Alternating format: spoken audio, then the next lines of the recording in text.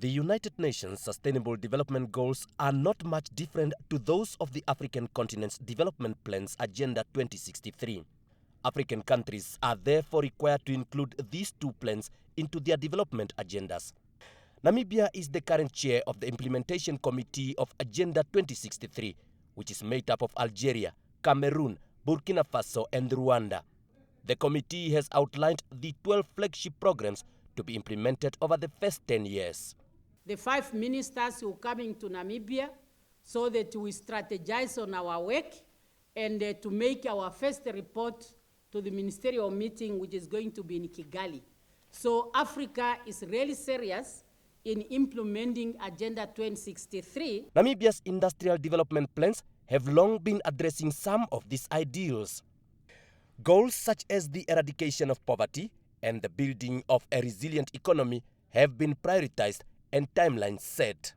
The country will now incorporate the global and continental development goals into the 5th National Development Plan, NDP5. This is very, very important because what you also do not want is to have a situation where you are seen to having 2 or 3 sets of development agenda.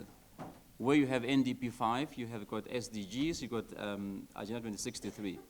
You really want to have one development plan, as long as you ensure that the priorities which are contained in their development plan talks to Agenda 2030 and also Agenda 2063. The UN office in Namibia has pledged support in the incorporation of the global and African agendas. We want to be your partner, a partner that believes in constructive engagement, and that this constructive engagement must leverage all our support so that nobody, absolutely nobody, is left behind. Agenda 2063 was adopted by AU member countries and is aimed at accelerating the implementation of past and existing continental initiatives for economic transformation, while the Sustainable Development Goals aim to address the root causes of poverty by 2030.